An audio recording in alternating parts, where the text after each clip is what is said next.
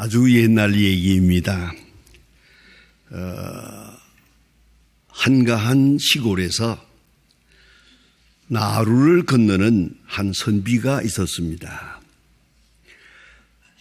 나룻배 노를 젓는 노총각은 끝없이 순진하게만 보였습니다. 이제 배가 강 중앙에 들어섰을 때 배 위에는 이 선비와 노를 젓는 노총각 둘만 있었습니다. 나룻배가 한 가운데에 왔을 때 선비에게 장난기가 발동했습니다. 어린 시절 생각으로 돌아가는 듯해서 나룻배를 노를 젓는 노총각에게 이 선비가 한마디 물었습니다. 자네 말이야, 상강 오류는 아나? 하고 물었습니다. 했더니 아이고 제가 그런 걸 어찌 알겠습니까? 그럼 하늘의 이치는 아나? 아이고 그걸 어떻게 알겠습니까? 그럼 땅의 이치는 아나? 아 그것도 모르지요. 저는 아는 것이라고는 아무것도 없습니다. 이렇게 얘기를 하면서 배는 지금 강 한가운데에 왔는데 바람이 일면서 배가 휘청하더니 끼웃합니다. 이때 선비는 깜짝 놀라서 이 사람아 배가 뒤집힐 지경이야 하고 한마디 했더니 노총각이 하는 말입니다. 예, 내가 아는 것 딱 한 가지는 헤엄칠 줄은 압니다.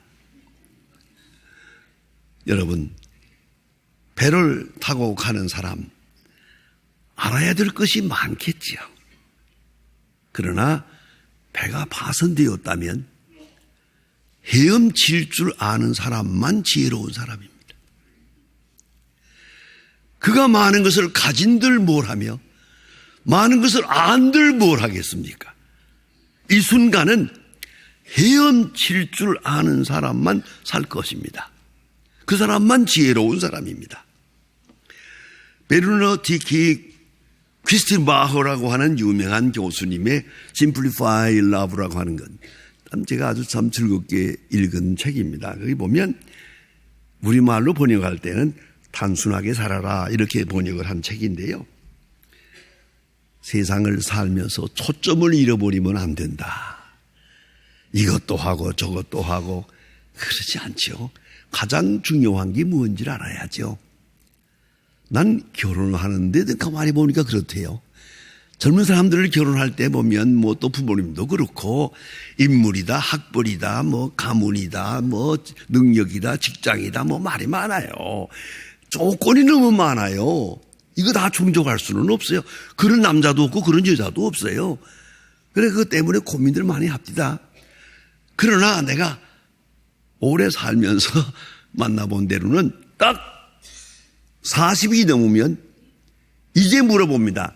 결혼 조건이 뭐냐? 사람이 좋아야 됩니다. 끝. 사람이 좋아야지 그까지 학번이 뭐라며 그 재산이 뭐 대단 아무것도 사람 또 제가 물어봅니다. 사람 뭐? 하니까 성품이 좋아야 됩니다. 그것뿐입니다. 그거 하나만 어쩌면 그거 하나만 제대로 맞추었더라면 일생 운명이 달라지는데 이게 빗나가고 보니까 완전 망가진 거예요.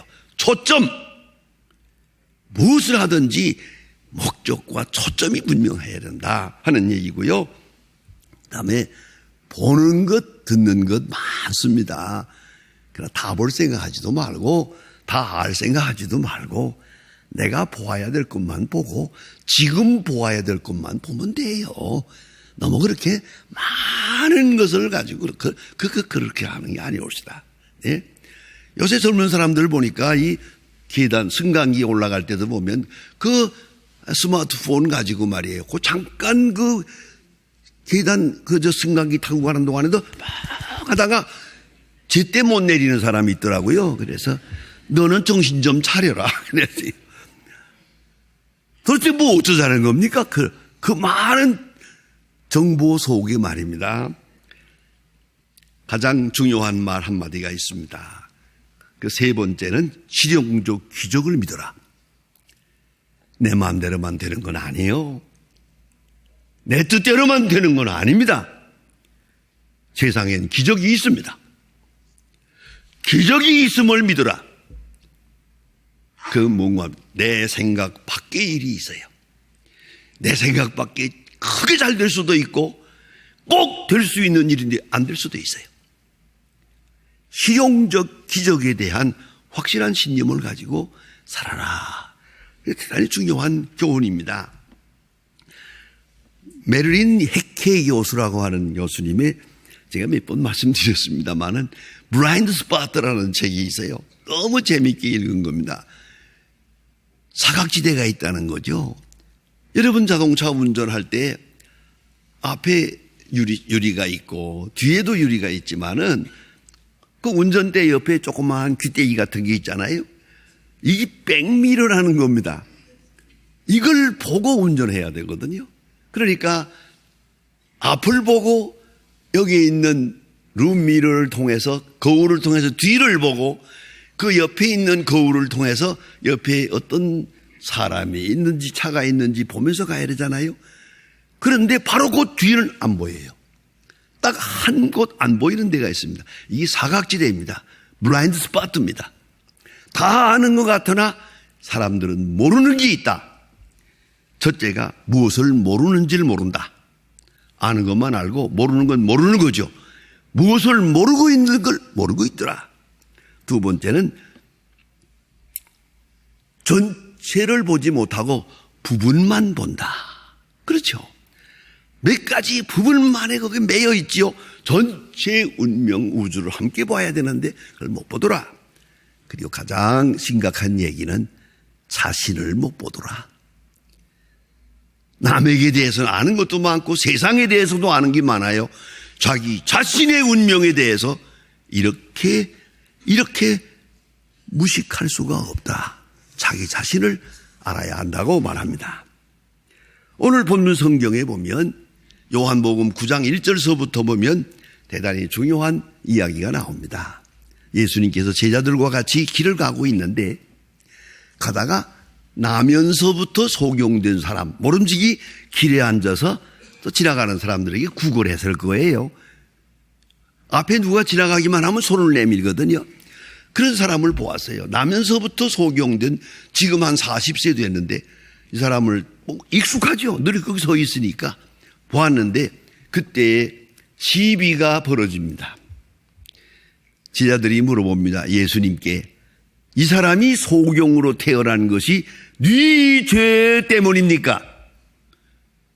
아예 죄라고 전제하고 이 불행은 죄라고 원인이 죄라고 생각하고 본인의 죄입니까? 부모의 죄입니까? 이런 시비를 벌입니다.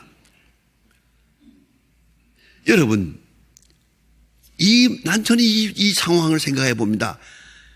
원래 이 시각장애자는 청각이 밝거든요. 이 청각이 엄청나게 예민한데 이 사람들 하는 말 들었을 거예요.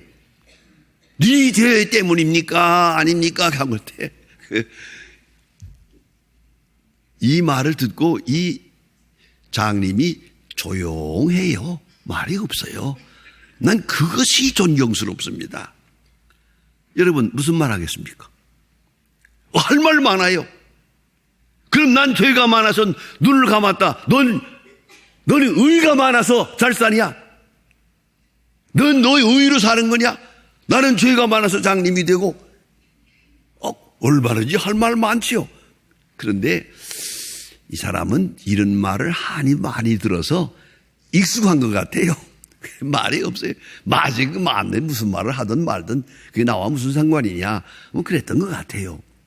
이 침착한 모습을, 그 굴욕적인 말을 잘 참고 있는 것을 보시고 예수님께서 자비를 베푸십니다. 이 소경이 내 눈을 뜨게 해달라고 부탁한 일 없어요. 아무 말도 없습니다만은 예수님께서 그 하나 말 없는 말 보시고 이리 와. 하필이면 진흙을 이겨서 눈에다가 소경의 눈은 눈이 아닙니까?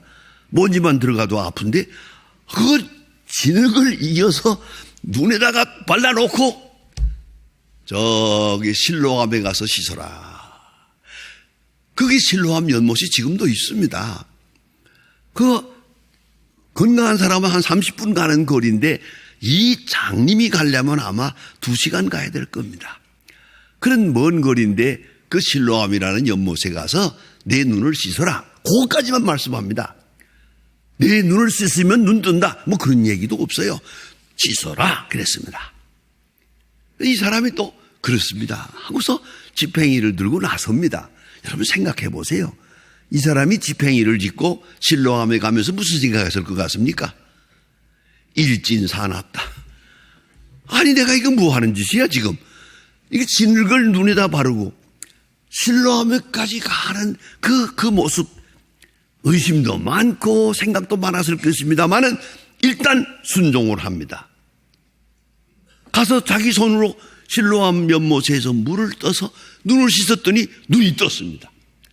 깜짝 놀랐죠. 굉장한 사건이죠.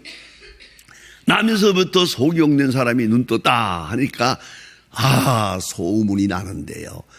본래 이 소경된 자체도 부모의 죄입니까 본인의 죄입니까 시비가 많았지만 눈 뜬 다음에 또 시비가 많아요. 이건 조금 아이러니합니다. 왜 보세요. 이스라엘 사람들이 안식일을 엄하게 지키거든요.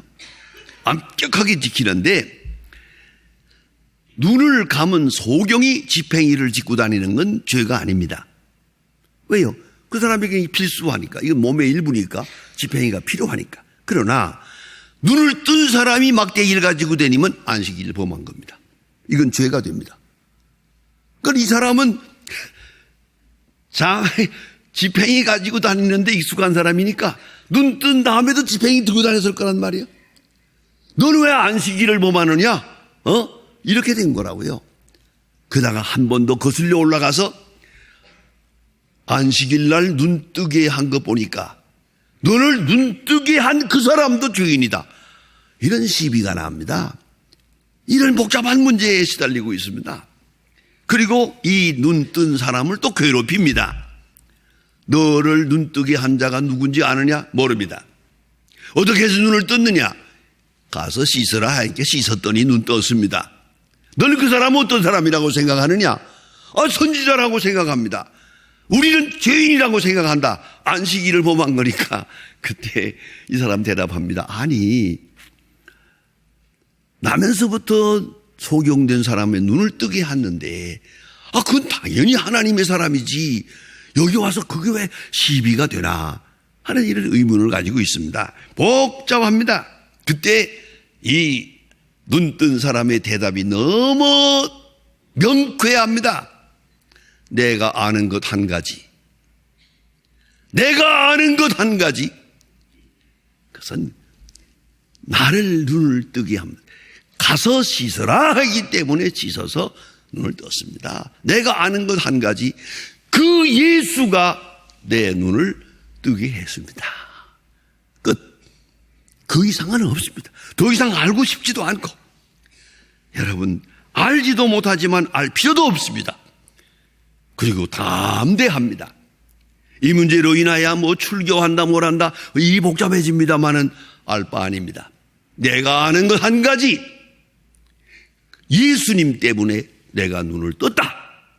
그것뿐입니다. 확실합니다. 실로암에 가서 씻어라 하는 말을 듣고 그대로 믿고 가서 씻었더니 눈을 떴습니다. 얼마나 깨끗하고 simple mind, simple faith, 깨끗한 믿음이 옳시다. 여러분 성경에 보면 예수님께서 전도 사업 초기에 후기가 아니고 초기에 처음 전도 사업 시작할 때 갈릴리 바다에 나갔다가 거기서 베드로와 요한이 그 몇 사람이 물고기 잡는 걸 보았어요. 아침에 물고기 잡는 걸 보니까 밤새껏 그물을 던졌다가 한 마리도 못 잡고 그날따라 못 잡고 그물을 씻어서 이렇게 걸어놓는 걸 그런 장면을 보았어요. 지금 정리하는 거예요. 바로 그물을 정리하는 그 시간에 예수님께서 보시고 그러지 말고 깊은 데 가서 그물을 던져라, 이 말씀합니다. 베드로는 이 갈릴리 바다에서 평생을 산 어부입니다. 예수님은 목수의 아들입니다. 목수가 어부에게 명령을 하는 겁니다. 그리고 자기들의 상식으로는 밤에 물고기를 잡을 수가 있고 또 이미 다 끝내고 지금 정리하는 시간입니다. 그런데 깊은 데 가서 그물을 내려라, 이건 말이 안 됩니다. 그때 베드로가 한마디 하는데요, 아리송한 말을 합니다. 예수님, 밤새 끝 수고해서 한 마리도 못 잡았습니다. 오늘따라 못 잡았습니다. 그러나 말씀하시니 그물을 내리리이다. 거기다가 제가 괄호하고 줄을 달았으면 좋겠어요. 그게 뭔지 아십니까? 보나마나 못 잡을 건 뻔하지만 그래도 당신의 체면을 보아서 모처럼 말씀하는 거니까 일단 순종하겠습니다, 이런 마음이에요. 뭐 잡으리라고 생각은 안 한 거죠. 못 잡을 건 뻔한 거라고. 상식이에요, 이건 상식. 그러나 믿음으로 깊은 데 그물을 내려라 하는 말씀을 믿고 가서 내렸더니 까뜩 잡아서 그물이 찢어지게 됐어요. 많이 잡았어요. 그때 베드로가 예수님 앞에 달려갑니다. 무릎을 꿇고 나는 죄인이로소이다, 나를 떠나소서. 그 일반적인 도덕적인 죄를 말하는 거라고 생각 안 합니다. 예수님이 말씀할 때 내가 믿지 않았습니다. 믿지 않고 한 겁니다. 믿지 않고 순종한 겁니다. 이게 얼마나 중요한 얘기입니까? 여러분, 순종이란 참 중요합니다. 옛날 어른들의 말에 그런 말도 있어요. 효도라는 것은 마음이 싸서 깊은 마음으로 하지만은 그저 장난기로 시험 삼아 효도해도 복 받는다고 그랬어요. 정말로 이거는 사실은 믿음이 없는 거예요. 그러나 말씀하시니까 순종한다 이거예요. 이 순종이 참 중요한 거거든요. 그래서 베드로는 예수님 앞에 회개하는 모습을 봅니다. 여러분 잘 아시는 대로 아브라함에게 말씀하십니다. 하나님께서 75세에 난 아브라함을 향하여 아무 설명도 없습니다. 네 고향을 떠나라. 어디로 가라는 것도 없습니다. 떠나. 알았습니다. 그 떠납니다. 아주 단순한 믿음입니다. 네가 100세에 낳은 아들 이삭을 바쳐라. 모리아 산에 데리고 가서 제물로 삼으려고 하지 않습니까? 아주 단순한 신앙입니다. 그걸 앞뒤로 생각하고 이치에 맞고 합리적으로 생각한다면 전혀 순종할 수 없는 겁니다. 너무나도 잘 아는 얘기 아닙니까? 이스라엘 백성을 애굽에서 인도해낼 때 앞에 홍해가 있습니다. 뒤에는 애굽 군대가 따라오고 앞에는 홍해가 있습니다. 사망한 절벽입니다. 이 60만 대군을 어떻게 하겠습니까? 이때 하나님 말씀하시기를 홍해를 지팽이로 치고 건너라 그랬습니다. 그 전설은 이렇게 말합니다.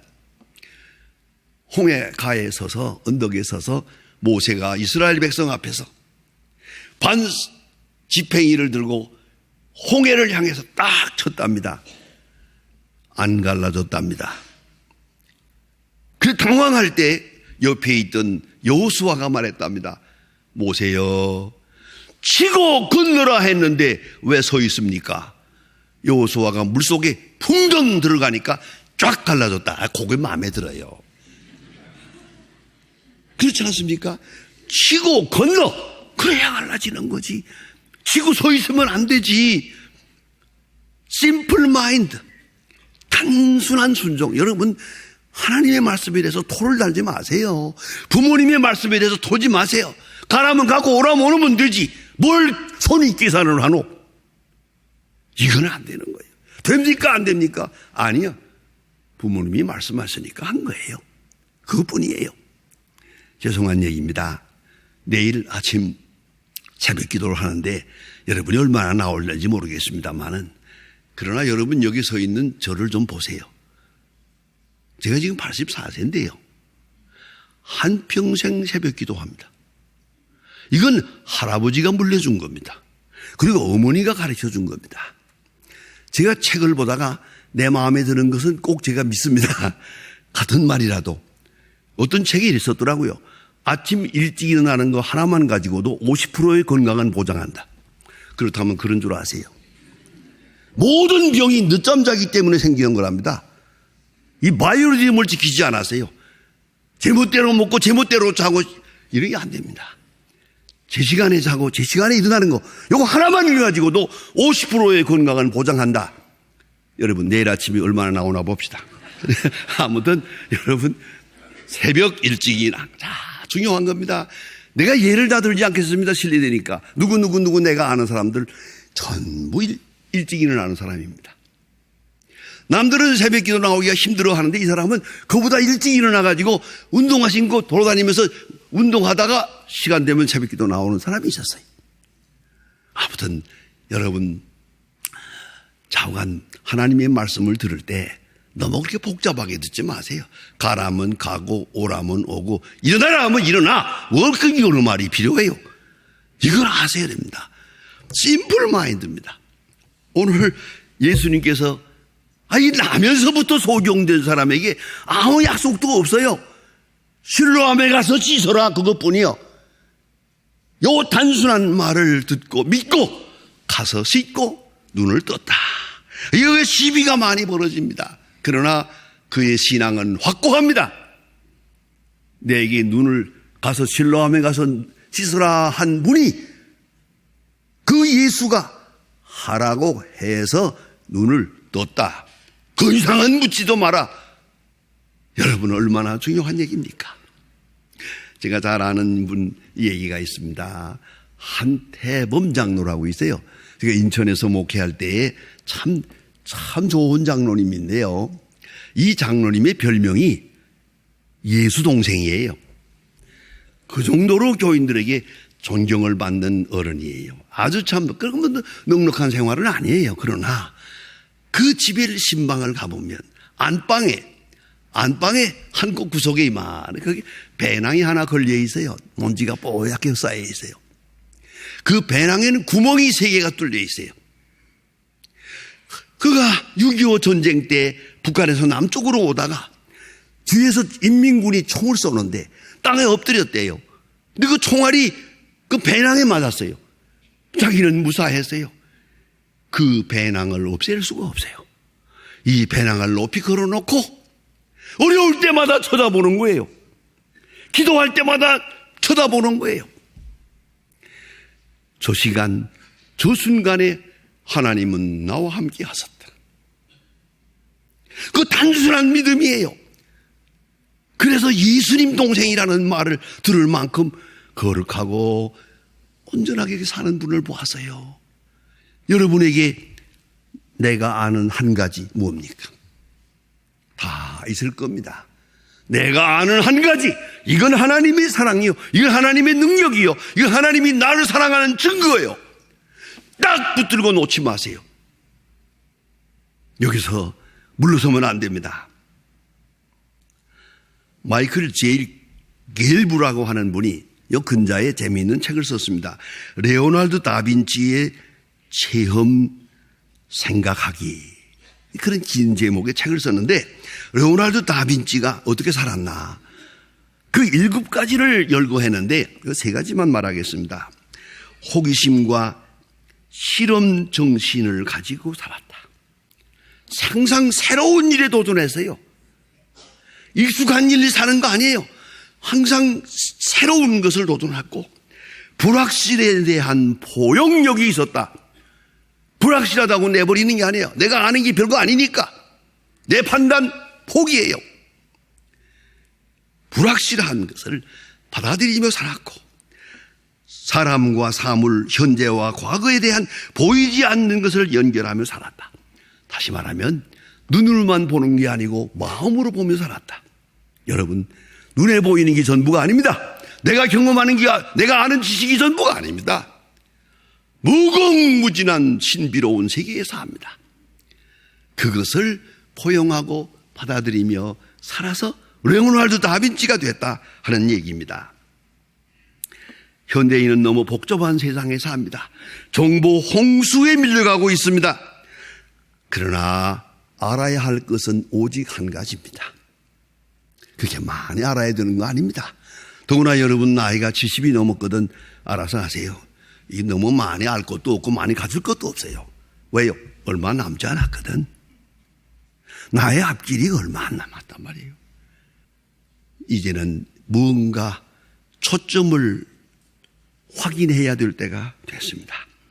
하나님과 나와의 관계. 예수님은 눈앞에 십자가가 있습니다. 겟세마네 동산에서 기도하십니다. 그리고 응답을 받습니다. 아버지께서 내게 주신 잔을 내가 마시지 않겠느냐. 예수님이 들은 응답입니다.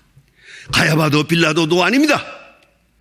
사랑하는 아버지 하나님이 사랑하는 아들에게 주시는 십자가라고 딱 믿고 단순하게 믿고 예수님은 십자가를 집니다.